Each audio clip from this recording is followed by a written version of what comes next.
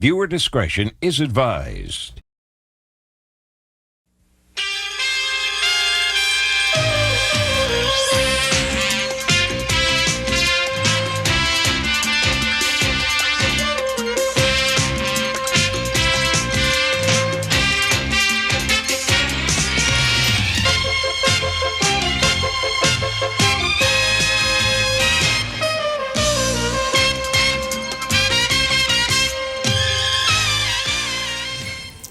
We got a good one for y'all today because I'm feeling great.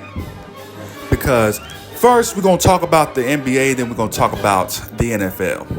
How about that? Sound good? Let's get into it. So this Thursday, SGA was selected over Steph Curry to be an NBA All-Star starter, which got some of the Curry fans a little bit mad. You know what I'm saying? I do agree with some of these NBA All-Star starters because SGA has been balling the fuck out. He's been balling out alongside Luka, but Steph Curry's had a bunch of stinkers this year. You know what I'm saying? He had one game where he had 9 points, and I was very disgusted because that's not Steph Curry. You know what I'm saying? That's showing that he might be washed. I don't think he is. I don't think he's washed at all because last night he dropped 46 points in a losing effort to the Lakers. You know what I'm saying? Steph Curry is still an amazing scorer, no doubt. But Luka and SGA have shown a lot better than Steph. I think this is a passing of the torch moment.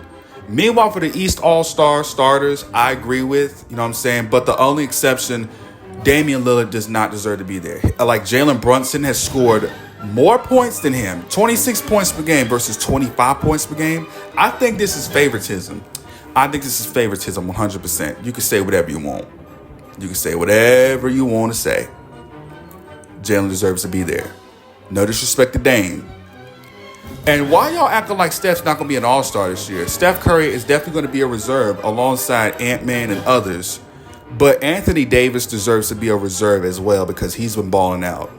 He hasn't been injured one time this year. I'll be very disappointed if Anthony Davis is not featured. But Steph Curry is definitely going to be featured. All right, the new dog on the block, Shai Gilgeous-Alexander. Shai Gilgeous-Alexander has a chance to do something like as a breakout star, as a 2-time All-Star, because his team, the Oklahoma City Thunder, they're rebuilding nice. I thought that this was a foolish move to trade Russell Westbrook and Paul George, aka Pandemic P, but they're really,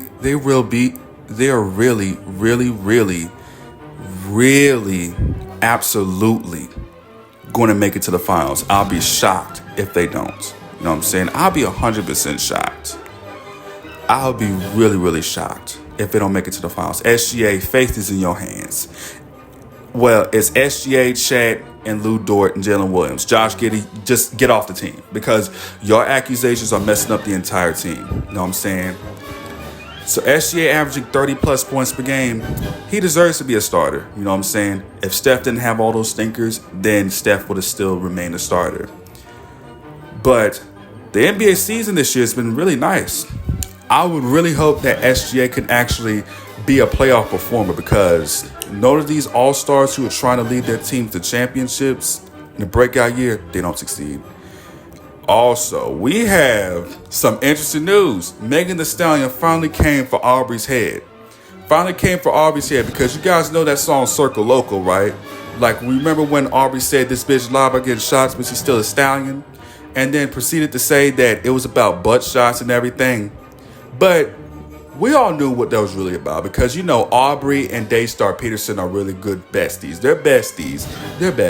You know what I'm saying? But Daystar is no longer going to be around because he's going to be in jail. He's going to be in jail for a long time. And you know why? Because he can't take rejection really well.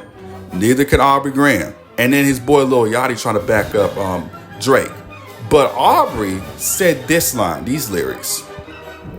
That's very disrespectful, you know what I'm saying, for a hard-working woman, basically in the rap game, who has won more, obviously, I think more Grammys than you, has more attention than you, and you say this. So now Megan came out with fire because She came at Aubrey's gut. Because remember, like, Drake had to get stomach surgery, like to get his ab surgery or something like that, get his tummy tucked in, something like that. You see the picture right here. You see it right here. You see that this man is having an identity crisis. He has braids and he has a perm the next minute. Just go back to the waves and call it a day and stop acting like a woman. Because you're getting called a fraud out here. And Nicki Minaj is out here sticking up for Aubrey. Because Nicki went after Megan hard, after her family members, because she's pressed that she's not the top female in the game right now, like she used to be. The Ravens choked! They choked. I guess you guys wanted me to say that. I guess you guys wanted me to talk about the game that happened recently. 7 points is pathetic. You know what I'm saying? A 10-point loss is absolutely pathetic. You know what I'm saying? It was looking like a 10-point loss, but 7-point loss. Absolutely pathetic. Lamar Jackson might be the James Harden of the NFL. But Lamar actually tries his best. Harden just chokes. You know what I'm saying? You saw James Harden in the past few years. But Lamar Jackson actually wants to win. He wants to win. And they got beat by a better team. Now, the Kansas City Chiefs can have a chance to repeat as Super Bowl champions, no matter who they playing. You know what I'm saying? And I'll be here for it. You know what I'm saying? I'll be here for it if they lose. You know what I'm saying? We'll just have to wait and see. We have to wait and see what's going to happen in the Super Bowl. You know what I'm saying? But the NFL, at the end of the day, they are rolling in the dough because of a Taylor Swift Super Bowl. A Taylor Swift Super Bowl. You know what I'm saying? Rolling the dough at this point because these script writers are absolutely lazy and they switched up the script right a day before the game. You know what I'm saying? Like, they just can't make up their minds. You know what I'm saying? But the Super Bowl will still be entertaining. But to all the Swifties out there who do not know anything about football, stay behind the gate. You're not welcome at all. All right, that'll do it for the episode. I'll see you in the next one.